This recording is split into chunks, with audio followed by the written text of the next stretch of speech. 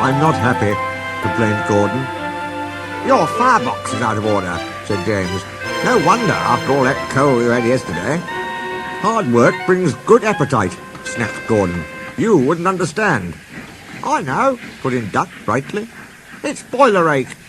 I warned you about that standpipe on the other railway, but you drank gallons. It's not boiler ache, protested Gordon.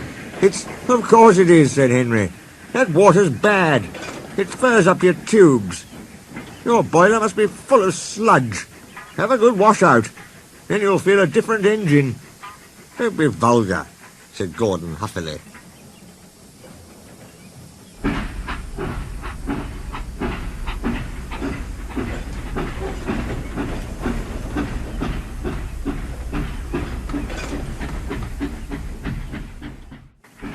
Gordon backed down on his train, hissing mournfully. Cheer up, Gordon, said the Fat Controller. I can't, sir. The others say I've got boiler ache, but I haven't, sir. I keep thinking about the dreadful state of the world, sir.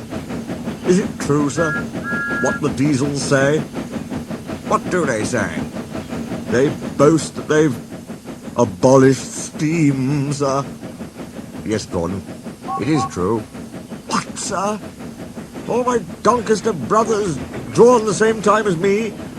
All gone, except one. The guard's whistle blew, and Gordon puffed sadly away. Poor old Gordon, said the Fat Controller. If only we could. Yes, I'll ask his owner at once. He hurried away. Arrangements took time, but one evening Gordon's driver ran back excited. Wake up, Gordon! The Fat Controller's given you a surprise. Look! Gordon could hardly believe it. Backing towards him were two massive green tenders, and their engine shape was very like his own. It's Flying Scotsman, he gasped. The Fat Controller's brought him to see me. Oh, thank you, sir. Gordon's toot of joy was drowned by Flying Scotsman's as he drew happily alongside. Next day the two engines were photographed side by side. You've changed a lot, smiled Flying Scotsman. I had a rebuild at Crewe. They didn't do a proper Doncaster job, of course, but it serves. I had a rebuild too and looked hideous, but my owner said I was an extra special engine and made them give me back my proper shape. Is that why you have two tenders, being special? No, you'd hardly believe it, Gordon, but over there, there's hardly any coal and water. But surely, every proper railway. Exactly. You are lucky, Gordon, to have a controller who knows how to run railways. Everyone got on well with Flying Scotsman, except Henry. Henry was jealous. Tenders are marks of distinction, he complained. Everybody knows that. Why has he got two? He's famous, explained Duck and Donald. He was the second to go 100 miles an hour. Besides, the other railway has no coal and water. Oh, sniffed Henry. I can't believe that. I never boast, he continued, but I always work hard enough for two. I deserve another tender for that. Duck whispered something to Donald. Henry, asked Duck innocently, would you like my tenders? Yours? Exclaimed Henry. What have you got to do with tenders? All right, said Duck. The deal's off. Would you like 'em, Donald? I wouldn't deprive you of the honour. It is a great honour, said Duck thoughtfully.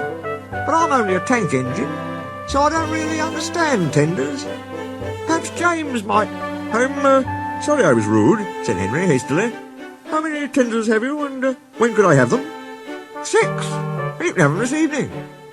6 lovely tenders, chortled Henry. What a splendid sight I'll be. That'll show the others the sort of engine I am. Henry was excited. Do you think it'll be all right? He asked for the umpteenth time. Of course, said Duck.